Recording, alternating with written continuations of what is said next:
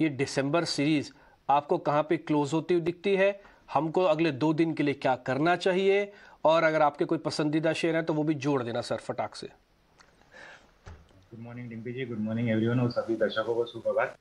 डिम्पी जी, सबसे पहले तो मैं बताना चाहूँ कि निफ्टी के अगर हम डेली चार्ट देखें तो इसमें एक हैमर कैंडलस्टिक फॉर्मेशन बन रहा है। और अगर 100 मूविंग एवरेज हम देखें तो एग्जैक्ट निफ्टी ने, मैं निफ्टी फ्यूचर चार्ट की बात कर रहा हूँ, तो एग्जैक्ट निफ्टी फ्यूचर ने उसका सपोर्ट लेके कंटिन्यू अपसाइड में मूव दिया है 2 दिन से। और यहाँ पे अगर हम 50 डे मूविंग एवरेज लगाए तो राइजिंग में चल रहा है। राइजिंग इन द सेंस की प्रीवियस डे से हम अगर 50 डे मूविंग एवरेज की वैल्यू देखें तो वो अपसाइड में बढ़ती जा रही है। इसको हम राइजिंग मूविंग एवरेज बोलते हैं।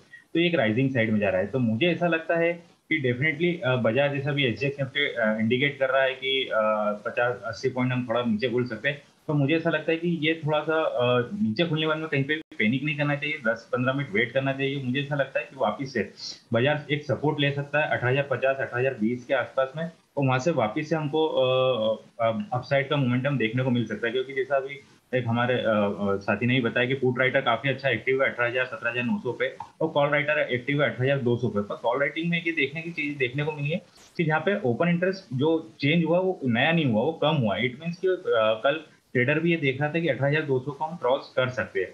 तो मुझे ऐसा लगता है कि बाजार में बाय ऑन डिप्स की स्ट्रेटेजी पे रहना चाहिए, और स्पेसिफिक स्टॉक स्पेसिफिक मूवमेंट तो जरूर हमको देखने को मिल सकता है। तो जो 2 दिन के लिए जैसा आपने पूछा है, तो 2 दिन का मुझे ऐसा लगता है कि डेफिनेटली बाय ऑन डिप्स पे बने रहे। और एक बार 18,200 को क्रॉस करता है बाजार तो 18,350 और 18,400 तक भी हमको बाजार देखने को मिल सकता है। तो ये तो बात ही निफ्टी की। अगर हम बैंक निफ्टी की देखें तो लास्ट टाइम अगर निफ्टी आपके साथ में था जब मैंने आपको बोला था कि 41,000, आपने पूछा था कि पार्शली पार्शली बुक कर खरीदते जाना है 25%, तो 41,600 का मैंने आपको स्टॉप लॉस दिया था, और उसको बिल्कुल बैंक निफ्टी ने होल्ड करा है। और वहां से काफी अच्छी तेजी देखने को मिली है। और बैंक निफ्टी ने पूरी एक जो गैप बनी थी, गैप डाउन जो हुआ था, उसको पूरी तरह से फिल कर दिया एक ही दिन में। एक बहुत अच्छा साइन है। और ये 50 डे मूविंग एवरेज के भी उतने ऊपर आ गई है। तो मुझे ऐसा लगता है कि बैंक निफ्टी से वापिस से हमको भी लीडरशिप देखने को मिल सकती है। और बैंक निफ्टी यहाँ से 43,200 43,400 तक की जाने की ताकत रखता है। क्योंकि आप देखेंगे तो कॉल राइटर एक बार 43,000 पे एक्टिव है, तो इसके बाद में काफी अच्छी एक शॉर्ट कमिंग हमको देखने को मिलेगी। पुट राइटर जो है वो 42,500 पे, तो ये इंडिकेट कर रहा है कि बैंक निफ्टी को तो ज्यादा नीचे नहीं जाना चाहिए। यहाँ से बैंक निफ्टी में लीडरशिप आना चाहिए। और रहा सवाल स्टॉक्स का, तो स्टॉक्स मेरे पास में 3 है। 2 कैश मार्केट से रहेगा और एक F&O से रहेगा। तो पहला स्टॉक है जेबीएम ऑटो। कल के सेशन में अच्छा हमको इसमें मोमेंटम देखने को मिला है।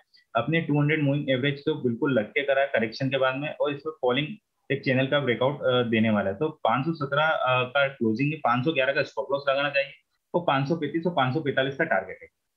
दूसरा आएगा किर्लोस्कर फेरो।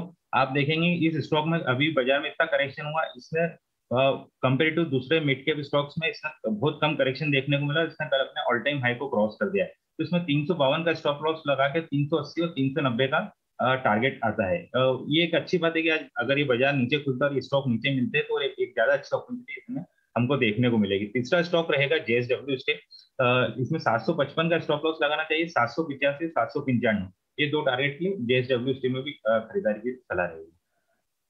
नेश का ये मानना है कि गिरावट में अब भी खरीदारी के मौके बाजार दिखाएगा।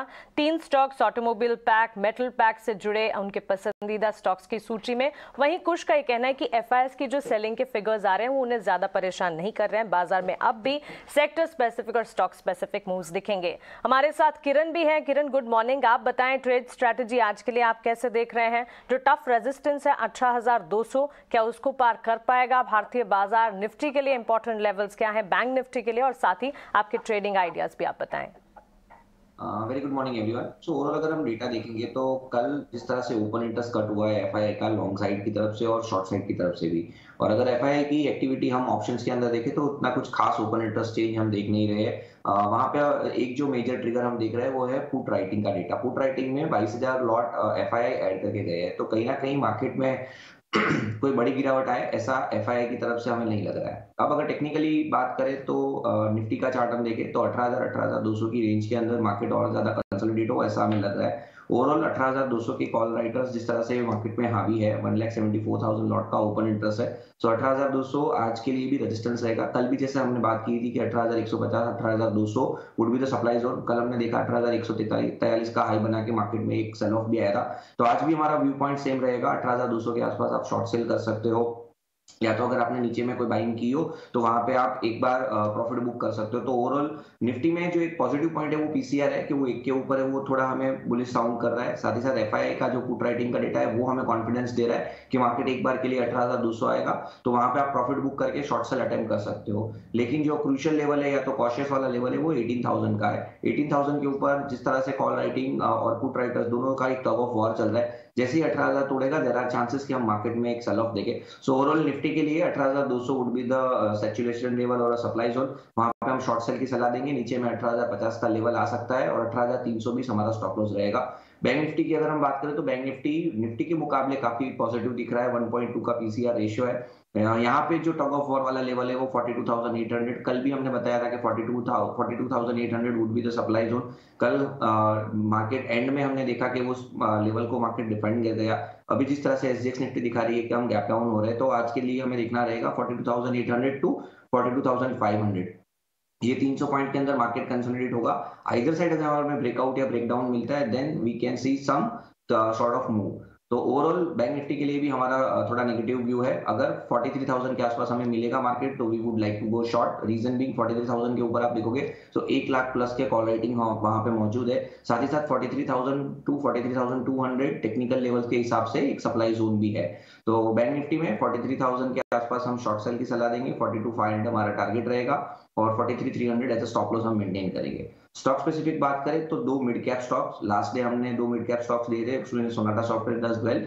आज भी हम 2 मिड कैप स्टॉक्स देंगे। एक है धामपुर शुगर का आप intraday chart as well as अगर आप डेली चार्ट देखोगे तो वहां पे inverted head and shoulder pattern breakout है, रीटेस्टिंग सक्सेसफुली हो चुका है।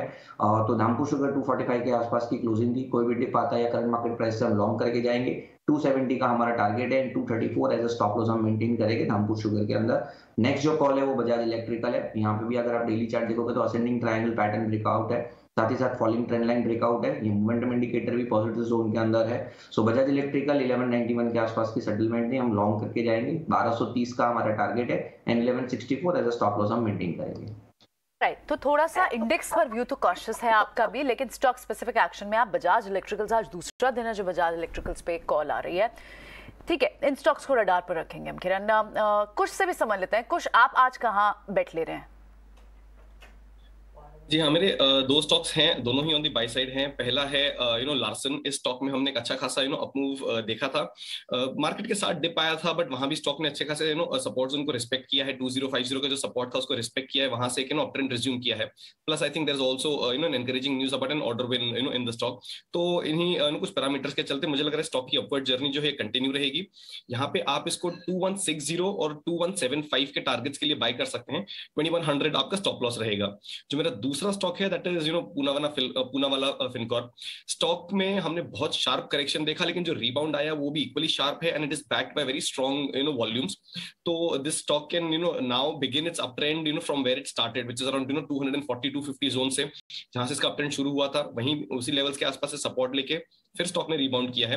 पोजिशनली इसके टारगेट्स और बड़े हैं, 350 तक ये स्टॉक बिल्कुल जा सकता है। ट्रेडिंग के लिहाज से आप लें 310 का टारगेट, 280 का स्टॉप लॉस।